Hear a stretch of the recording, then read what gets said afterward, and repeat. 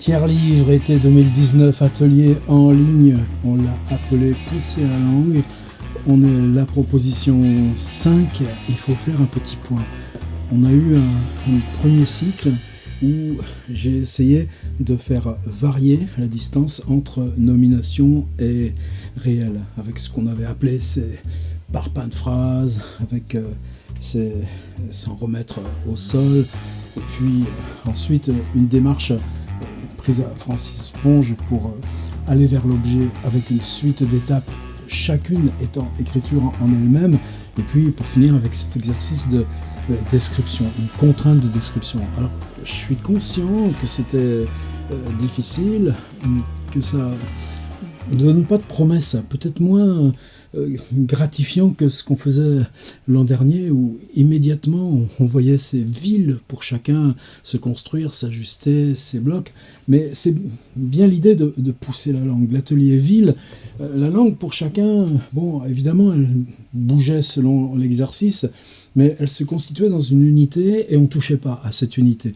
Là, ce que je voulais, c'est qu'à chaque fois, on prenne l'outil même de l'écriture et qu'on l'éprouve dans des contextes différents.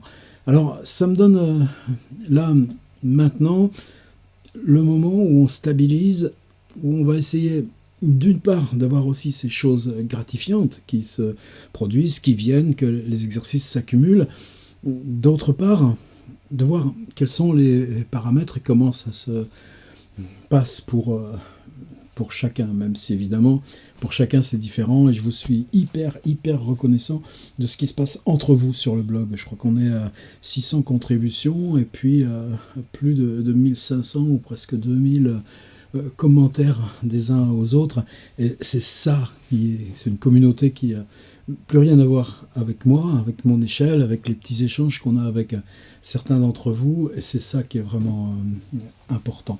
Alors, aujourd'hui, on va partir sur Jacques Roubaud, un livre de 1977, autobiographie, chapitre 10. Avant que j'en vienne à pourquoi, lui et comment, deux petites choses qui pour moi me semblent importantes à l'étape où on est. D'une part, l'exercice. Ouais, atelier en ligne, proposition, on se colle, on le fait, on met en ligne ou on m'envoie. Bon, d'accord, on a fait le boulot. Et puis, ces choses imprévues qui nous arrivent, enfin, j'espère, ça donne des pistes. C'est ce que j'essaye de faire moi dans mes petits retours. Qu'est-ce que ça peut ouvrir? Comment ça peut continuer? Comment ça peut se surgir à nouveau de l'intérieur? Mais je crois qu'en bonne partie, ça, vous pouvez le trouver aussi tout seul. C'est-à-dire, proposition en ligne, on fait son truc, on voit ce que ça déplace, on réalise de l'écriture, on met en ligne, ok. Mais je crois que si l'objet, c'est venir à... Qu'est-ce qui nous meut dans la littérature? Qu'est-ce qui fait qu'on va jusqu'au livre? C'est à quel moment on fatigue ce processus? À quel moment on l'use? Et je dis pas ça en critique, je dis ça comme un appel. C'est-à-dire que ces propositions, pour moi, c'est des laboratoires. Et je suis conscient que pour ceux là qui nous ont rejoints là tout de suite cette année, c'est peut-être moins facile que pour le noyau qui devient maintenant une sacrée compagnie rodée et réactive.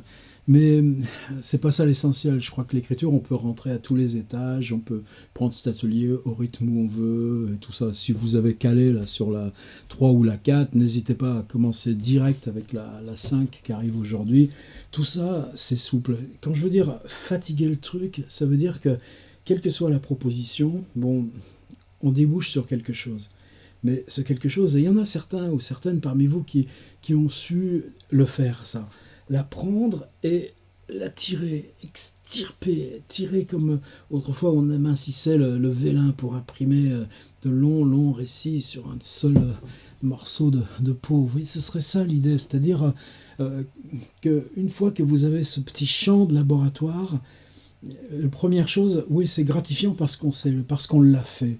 Et en plus, on est souvent trompé parce que on se dit, mais comment je vais arriver à faire ce truc? Ou qu'est-ce que j'ai à dire sur son machin? Moi, qu'est-ce que je peux faire sur ce truc? Puis finalement, on y arrive. Et il y a une espèce de joie. Ouais, c'est ça que j'ai produit.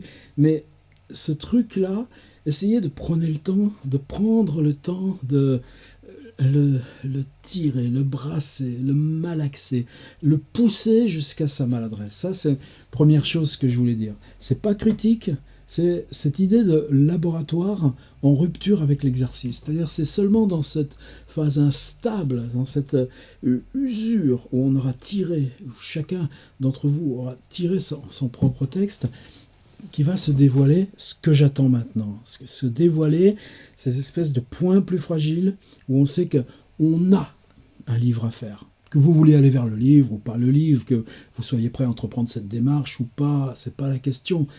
C'est savoir que là, vous avez cette singularité où vous pourrez revenir, et puis cette tonalité particulière de voix, de syntaxe, de contenu, vous pourrez reprendre. Et ça, je crois que ce genre d'atelier en ligne, on fait des propositions, mais ces propositions, elles n'encadrent pas tout.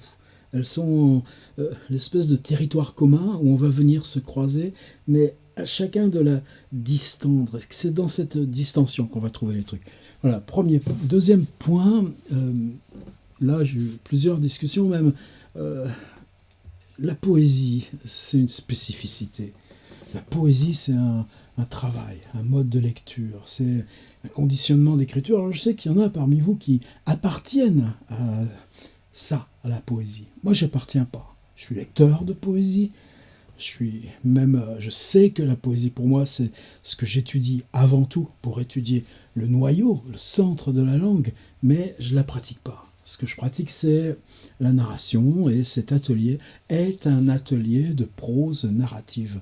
Ça veut dire que quand je dis que certains de vos textes s'expriment selon des formats ou des référents de poésie traditionnelle ou contemporaine, simplement, je n'ai pas les outils pour vous dire, tiens, ça, ou rythme, ou blanc, ou cassure, ou concept. Je sais le faire avec humilité, pour la prose, pour la narration. Je crois que j'y arrive. C'est pas une qualité innée, c'est simplement aussi parce que se confrontant là à toute cette gamme différente de singularités d'écriture, à l'intérieur de soi-même, ça dessine un paysage et que du coup on apprend à arpenter ce paysage. Mais notre aventure n'est pas une aventure dans et par la poésie. Après, il y a une autre dimension, c'est-à-dire que je ne sais pas si des gens comme Colobert, Tarcos, André Duboucher, là, il y a Tristan Tzara qui nous fait signe, Jacques Dupin, tous ces référents, oui, je sais reconnaître, mais pour que votre travail vienne dialoguer avec ces formes de poésie contemporaine, il faut un seuil d'intensité.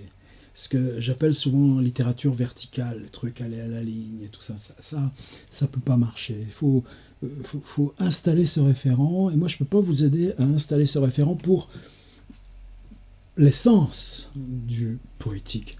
Donc ça, c'est une chose à régler. Alors maintenant, on en arrive à ce truc robot, c'est-à-dire les sols. Ce qui a été fascinant, c'est comment dans l'ensemble des textes ça donnait, comment surgissait une matière autobiographique. C'était pas ça qu'on cherchait, mais ce qui nous permettait de travailler la matière, de lancer la syntaxe dans cet abandon à la matière, pour celles et ceux qui ont bien voulu jouer le jeu. C'est compliqué parce que des fois on regarde ses pieds, on dit j'arpente et ça suffit. Je dis pas ça mal non plus, mais l'inscription du corps par rapport au sol souvent primait ce que je cherchais de laisser en arrière soi-même, et le jeu qui narre. On y reviendra aussi à ces questions de jeu et d'énonciateur. Pour qu'est-ce que le point de vue du sol change à la narration. Dans la deuxième proposition, on était quelque chose de beaucoup plus formel. On travaillait sur l'énonciation même. Ça veut dire qu'on était privé de cette dimension-là. Sur l'objet, on y est revenu. Sur la description, un petit peu tenue à distance, mais je crois que ça permettait aussi de solidifier qui on est quand on écrit. Bien, là maintenant, je pense que c'est important de tenir les deux blocs à la fois. Donc on a fini une première série. Dans cette prochaine série qui s'ouvre, on va faire en sorte que ces questions liées à la mémoire, à la spatialisation mental, à la force immédiate du dire. C'est ça qui prenne aussi, non pas le dessus. Alors, autobiographie, chapitre 10, le lien avec ce que je vais dire. Jacques Roubaud est né en 1931. C'est pas difficile pour moi de m'en souvenir. C'est l'âge de ma maman. Simplement, les destins sont énormément différents. Et Jacques Roubaud, moi, je l'ai découvert justement dans cette période-là, 77. C'est le moment où je suis venu à Paris. Et Jacques était déjà un petit peu au centre du paysage aussi parce qu'il était très présent sur le terrain, dans les lectures. Et puis, c'est quand même physiquement quelqu'un d'extrêmement impressionnant. Et ce livre-ci, 1977, ça remonte à 45 ans en arrière. Précisément, il l'écrit parce que il a 40 ans. C'est-à-dire, pour lui, quelque chose, vous savez, comme Dante au début de l'enfer, bon, au milieu du chemin de ma vie. Ben, Jacques, non, ça y est, le milieu, il n'y était pas encore, mais il ne le savait pas. Et ce qui est bizarre avec sa façon à lui, c'est que c'est seulement tout à la fin. Alors oui, c'est un livre qui compte, il n'y a pas de pagination. Si, il y a une pagination. On a 188 pages, donc 190 avec le même auteur, mais ces 190 pages comptent 317 poèmes qui se présentent comme poèmes avec des morceaux de repos en prose. Donc c'est très clair chez Jacques Roubaud. C'est exactement le contraire de ce que je viens, moi, de vous dire pour ce qu'on fait dans cet atelier. Ben, nous, la prose, c'est pas le repos, c'est l'enjeu, c'est le premier, c'est le creuset, c'est le bassin. Et puis la démarche de poésie, ben, c'est ailleurs, mais par contre, c'est l'outil qu'on utilise pour scruter le mécanisme, le dedans, l'enjeu de la langue. Ben, Roubaud, c'est le contraire. Il s'affirme ici comme poète, mais vous savez que l'œuvre narrative de Roubaud, qu'elle concerne directement son propre travail, poésie 2 points, mathématiques 2 points, 2 livres qui sont essentiels, mais toute la série qui s'appelle l'incendie, le grand incendie de Londres, et bien bizarrement, cette série qui a été, disons qu'il a occupé prioritairement les 20 dernières années, on la voit naître ici en 1977, 20 ans plus tôt, puisque le livre a été écrit il y a 40 ans, et donc il y a une unité, et elle s'énonce en prose. Alors, ces moments de repos en prose, moi, j'y crois pas trop s'agissant de Roubaud. Disons, c'est comme si presque au contraire, lui, poète travaillant sur ses énoncés de poèmes, l'élargissant parce que il est dans une sorte de bilan de où il en est avec la langue. Eh bien, tout d'un coup, la prose, elle entre par tous les interstices, les fissures, les fenêtres.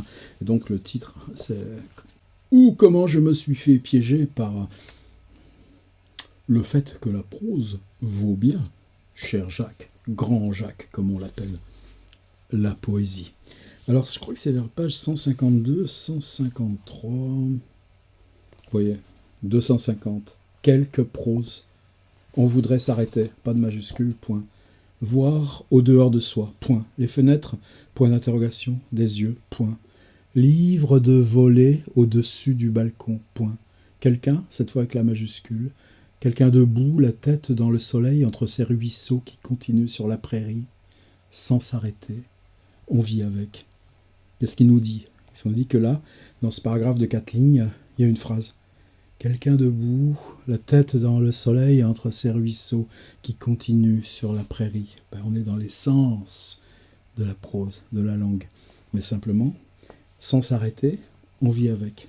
C'est-à-dire que la prose, en passant. Et pour que ce en passant, on voudrait s'arrêter, voir au dehors de soi, l'expérience même d'atteindre ou de conquérir un moment de prose devient le texte en lui-même. Alors c'est là, page 152, fragment 256. Fragment de l'extrait de la préface. Bon, un peu bâtard, hein, c'est volontaire. En commençant à écrire ceci, qui s'inscrit maintenant sous le titre « Autobiographie chapitre 10 », je n'en disposais pas alors. Autobiographie, d'accord, mais si c'est chapitre 10, il y a un avant, il y a un après, et donc on est dans quelque chose d'extrêmement partiel. J'avais l'intention de rassembler en quelques pages denses mais sensibles à l'usage des générations, toujours un petit second degré, c'est-à-dire la mémoire des livres, quelque chose en dehors de l'auteur, l'adresse du livre, Là, par contre, la somme d'impressions, d'expériences, d'aventures. Et là, en quoi le sens et le contenu déterminent cette frontière prose-poésie, à la fois biologique, n'importe quoi, morale et, le dirais-je, méthodologique, qu'un homme de mon âge, je ne sais pas comment celui de 88 ans aujourd'hui définirait celui de 40 ans, arrivé à un certain moment de sa course dans un siècle comme le nôtre, ne peut manquer d'avoir accumulé en lui-même. C'est-à-dire ce bassin qui est du déjà là, mais qui ne peut se révéler comme tel que par ce rouage d'écriture qui va le piocher et le réaliser devant soi dans le fragment de texte. Prêtes à être déposés et ordonnés sur le papier. Jacques sera en 84, disons, 7-8 ans plus tôt, un des premiers à écrire sur Macintosh. Dans un vêtement narratif adéquat. Vêtement narratif adéquat. Voilà, on y est. Eh ben, moi, le vêtement narratif adéquat pour cet atelier, c'est la prose. Et là, dans ce livre, ce qui est étonnant, c'est que donc sur 320 fragments, il y a en gros 40 ou 50 proses. C'est pas énorme par rapport à... Mais vous voyez, par exemple, ici, et maintenant, virgule, prose. Je partais pour l'Amérique. C'était le temps des linoléums, des bocs, de la margarine. Bah, est-ce qu'on est poésie ou pas? Ben non, on est dans de la verticalité, mais c'est quelque chose qui ne participe pas de l'expérience poétique. Conceptuellement, rythmiquement, je partais pour l'Amérique, c'était le temps des linoléums, des bocs, de la margarine. Par contre, le côté prosaïque des bocs et des linoléums fait que, ouais, pour lui, prose. Il y avait encore en haut des escaliers des fenêtres aux carreaux voilés de peinture bleue rayée d'ongles. Paradoxalement, là, on est dans une longue phrase qui participe d'une prose poétique, mais qui en elle-même est poétique avant d'être narrative. C'était le temps où les lames gillettes uniques, petites brochures d'acier inoxydable d'une seule feuille, s'offraient dans leur emballage bleu. Je partais. Voilà.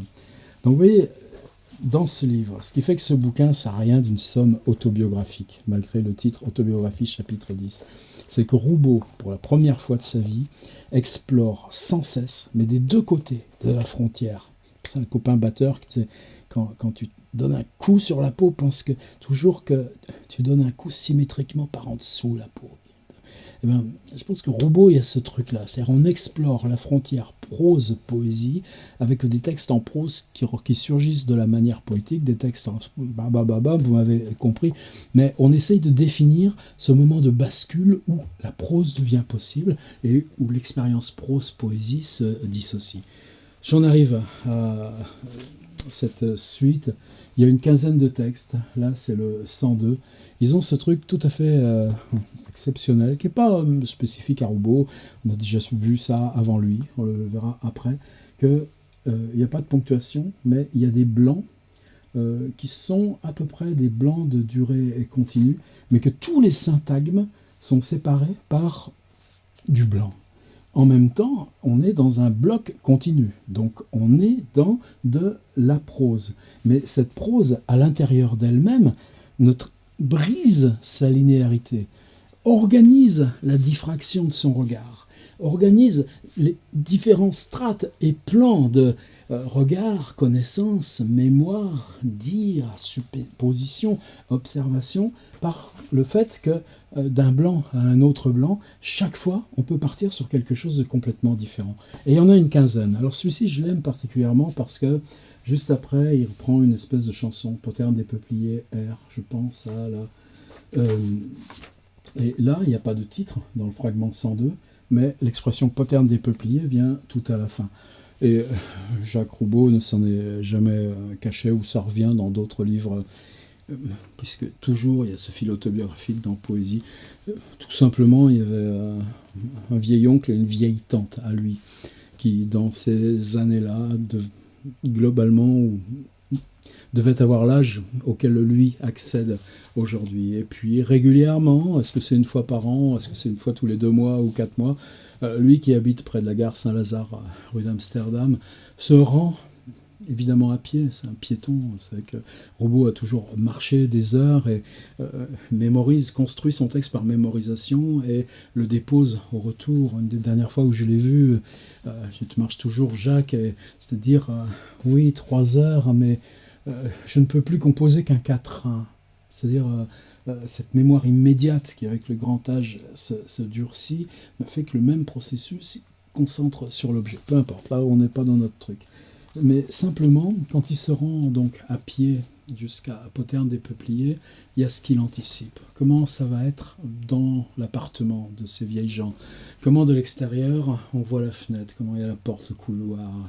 Et à l'intérieur, comment sont les meubles? Comment on organise le temps? Comment est la conversation? Alors je dis ça, peut-être que je le distends, peut-être que je l'exagère par rapport à ce texte. Bien sûr, vous l'avez dans le dossier des fiches imprimables. Mais franchement, autobiographie chapitre 10, c'est toujours cette rançon qui fait que un auteur, on connaît toujours ses derniers livres, et Jacques continue évidemment de publier, heureusement.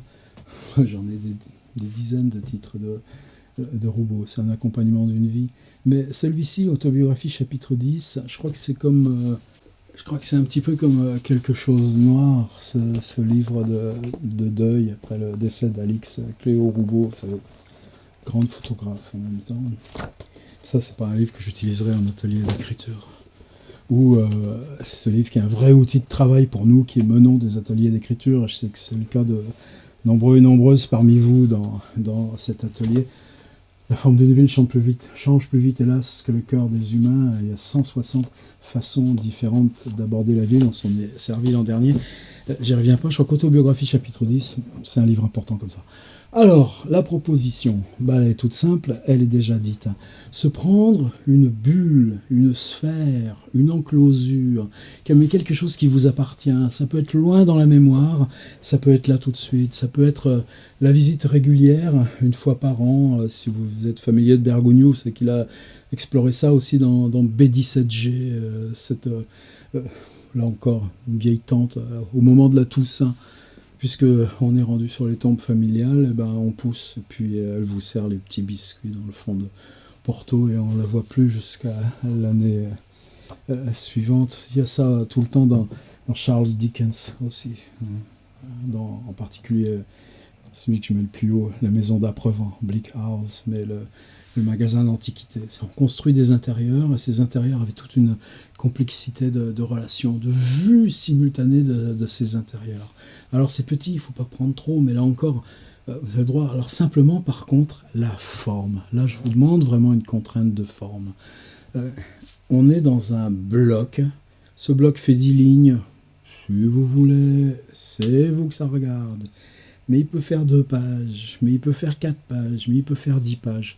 Simplement, pour une seule fois, on ne refera pas ça, on ne le réutilisera pas. On va explorer qu'est-ce que ça donne dans un texte continu de n'utiliser comme ponctuation que des trous en blanc. Et là, je vous attends. Alors regardez simplement comment Jacques Roubaud s'y prend. Il n'y a pas de choses plus définies. Peut-être que vos syntagmes à vous seront beaucoup plus longs par rapport aux trous en blanc, mais il faut bien penser qu'on est dans l'inverse, c'est-à-dire que c'est le blanc, ce qui va rester vierge dans la page, qui va organiser et le rythme et la narration. Et que chacun de ces syntagmes, du coup, est complètement libre. Par association, on va à un truc, on revient, on change de focale, on grossit, on ralentit, on repart dans la mémoire, on revient là sur un détail. Et c'est cette continuité, mais juste avec ces blancs. Alors comment vous allez le présenter? Si c'est le traitement de texte, c'est pas difficile, touche espace, 8 blancs, et puis vous reprenez. Ce sera plus compliqué quand vous le mettrez en ligne sur le blog, parce que les blogs, que ce soit WordPress ou Spip ou les autres, quand il y a 2 espaces, ils recomposent avec un seul. Si vous sautez une ligne, il marque un saut de paragraphe, mais il ne marquera pas la ligne en blanc. Si vous voulez une ligne en blanc, il faut un code spécial. Et si vous voulez des signes blancs, alors il y aura 2 solutions. Une qui est facile pour les flemmards, vous utilisez le underscore. Donc sur Mac, c'est en dessous 8, je crois, enfin majuscule tiré, enfin en tout cas underscore. Ça se trouve dans toutes les bécanes. Et vous mettez un blanc avec 8 underscore. Si vous êtes courageux, même vous le mettez en blanc de la couleur du texte, donc il deviendra invisible. Et puis vous faites copier-coller, et puis vous avez votre blanc à la main. Ça, c'est la solution, je dirais un peu bâtarde. En informatique, l'espace blanc se note eta, donc le E esperluette, N, B, S, P, point virgule. Ça a l'air bizarre, je vous le mets évidemment là sur l'écran en gros. Eta NBSP point virgule, ben ça c'est un blanc qui va rester blanc. Et donc si vous en collez 8 à la suite, regardez, là, ma belle ligne, Eta NBSP point virgule, blanc, Eta NBSP point virgule, blanc, Eta NBSP point virgule, blanc, ceux parmi vous qui tiennent déjà des blogs, qui sont familiers de la manip, et bien vous faites ça une fois, vous faites après copier, puis ensuite vous avez votre blanc tout près, mais là dans le blog ça restera comme ce blanc de 8 caractères qui va vous servir à écrire. Jacques Roubaud, c'est Poterne des Peupliers, c'est-à-dire ce petit morceau complet, ce petit fragment complet de monde, mais avec des gens, mais avec de la mémoire, mais avec sa propre relation, mais avec des voix, mais avec des objets, des meubles, mais avec un escalier qui craque et je ne sais. Et vous portez quoi qui serait pour vous votre Poterne des Peupliers? Mais ça peut être complètement dans le présent, bien sûr. Allez, c'est la proposition 5. On change d'étape, puisque si on est ensemble jusqu'à fin octobre, on aura au moins 15 propositions, on aura au moins 3 ou 4 interstices, formidable, ce qu'on avait fait sur Zoom 3D. Et c'est parti. Même si le départ était un peu wow, moi j'étais complètement débordé. Mais ça fait rien, ça va mieux. J'attends vos textes.